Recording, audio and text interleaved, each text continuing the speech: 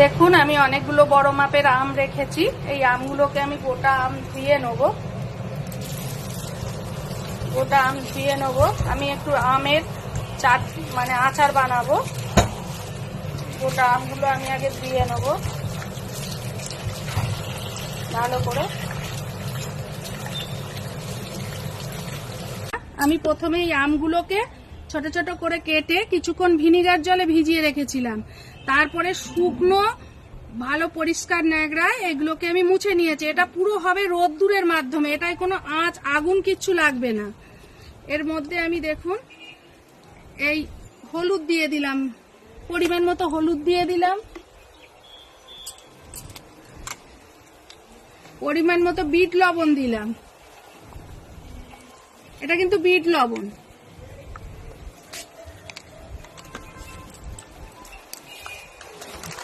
আমি এতে একটু চিনি দিয়ে দেবো। খুব হাওয়া দিচ্ছে, এটা রোদের মধ্যে হবে। দেখুন আমি এটা চিনি মিশিয়ে দিলাম।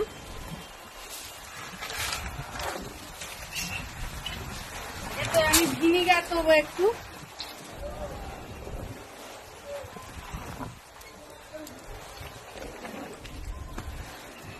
আমি কিছুটা সর্ষের তেল দিয়ে দেবো।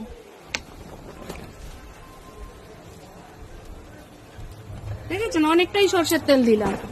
এইবার আমি এই সর্ষে বাটাটা দেবো, দিয়ে এই আমটা পুরো রোদের জলটা শুকাবো।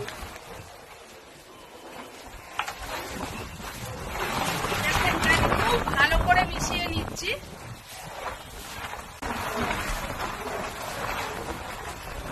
এই দেখছেন এইটা শুকিয়ে যাবে, রোদ্দুরে এর জল বেরোবে, বেরিয়ে এটা শুকিয়ে যাবে।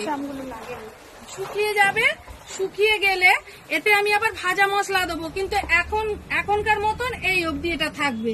এটা পুরো রোদ্দুরে এর জল শুকাবে, এতে কোনো আগুনের কোনো ব্যাপার থাকবে না। আমি এতে আরেকটু চিনি দেবো, এতে কিন্তু মিষ্টি লাগে। চিনির পরিমাণটা একটু কম হয়েছে, দেখুন আমি আরো একটু চিনি দিয়ে দিচ্ছি। এর যা জল সব রোদ্দুরে শুকাবে। কিন্তু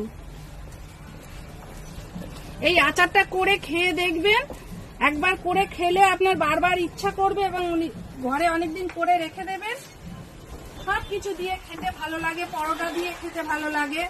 কিন্তু আচার সবসময় রোদে দিতে হয়। আগে আমের আচারের রেসিপিতে আমি বলেছি, জারের ঢাকাটা খুলে ওতে একটা সাদা ন্যাকড়া বেঁধে দীর্ঘ রোদে দিন ধরে রোদ্দুরে দিতে হয় আচার, তবেই আচার সুন্দর হয়। এতে আমার এখন কোনো কাজ নেই।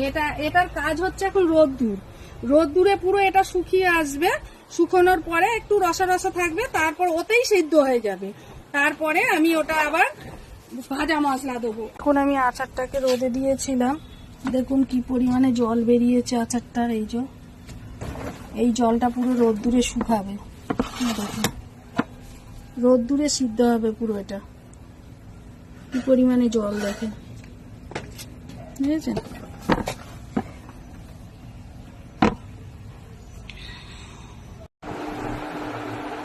এই আমগুলো আমি রোদে দিয়েছিলাম, দেখুন রোদ্দুরে আমগুলো পুরো শুকিয়ে এসেছে জলটা।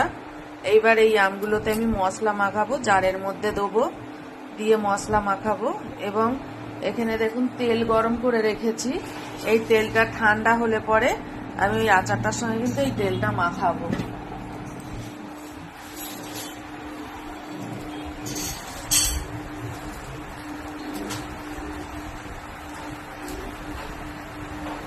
দেখুন আমি আমগুলো এর মধ্যে ভরছি।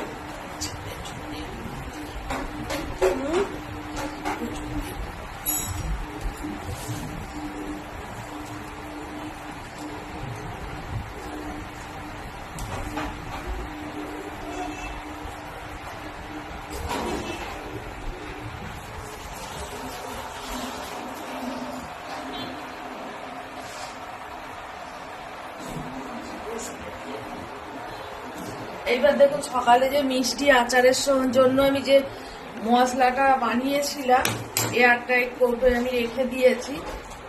এই মশলাটা আমি কিন্তু এর মধ্যে দেবো। এর মধ্যে ধনে আছে, মৌরি আছে, পাঁচফোড়ন আছে, সর্ষে আছে, শুকনো লঙ্কা আছে। এটাকে বেটে আমি রেখে দিয়েছিলাম, সেই মশলাটা আমি এতে মেশাবো।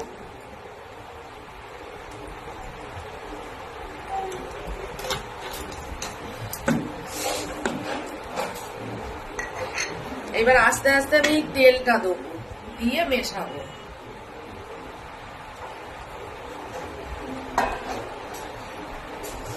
এই আচারটা কিন্তু ধৈর্য ধরে করতে পারলে আচারটা খুব সুস্বাদু এবং খুব সুন্দর হয়, ভীষণ সুন্দর হয়। দীর্ঘদিন রোদে দিতে হবে কিন্তু নিয়ম করে, বর্ষার আগে অবধি এই আচারটা, এটা আর রোদেরই কাজ, এটা রোদেরই কাজ, এটা সমানে রোদে দিতে হবে, কোনোদিন বন্ধ দিলে চলবে না। আজ করেছি, কাল থেকে রোদ্দুর দেওয়া শুরু করব।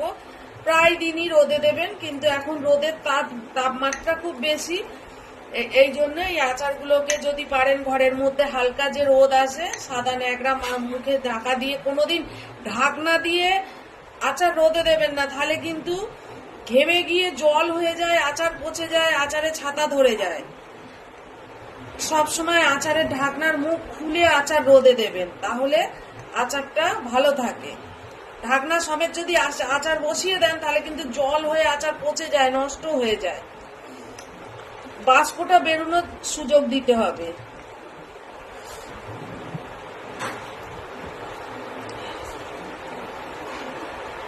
দেখুন, এই ফুটন্ত তেল কিন্তু কাঁচা তেল না, এটা আমি মিশিয়ে দিলাম। এইবার এইটা আমি দীর্ঘদিন রোদ্দুর খাওয়াবো। দেখেন, এই আচার আপনারা করে খাবেন, একটু ধৈর্য ধরে করতে হয়। আচারটা একবার করলে আপনি আর কোনো আচার করবেন, এই আচারই খাবেন। সবকিছু দিয়ে ভালো লাগে। ডাল আলু ভাতের সঙ্গে একটুখানি পাতে যদি নেন, পরোটার সঙ্গে একটু নিয়ে খেতে ভীষণ ভালো লাগে আচারটা আমি একদিন নিজের মন থেকেই আচারটা বানিয়েছি, কোথাও দেখে না, কিছু না, কিন্তু আচারটা করে যখন খাই আমরা খুব ভালো খেয়েছি। এবং এখন এই অল্প করেছি, আমরা বড় জারে করে রাখতাম, করে রেখে নিজেরা খেয়েছি সারা বছর ধরে। এই আচারটা খুব সুস্বাদু, খুব ভালো। এটা কিন্তু এখনো তৈরি হয়নি, এটা যত রোদ্দুর দেবেন তত মজবে, তত সুন্দর হবে। কিন্তু বারবার একটা রিকোয়েস্ট করব, কোনোদিন ঢাকা বন্ধ করে রোদে দেবেন না, ঘেমে যে জলটা পড়বে ওতে আচার পচে যাবে।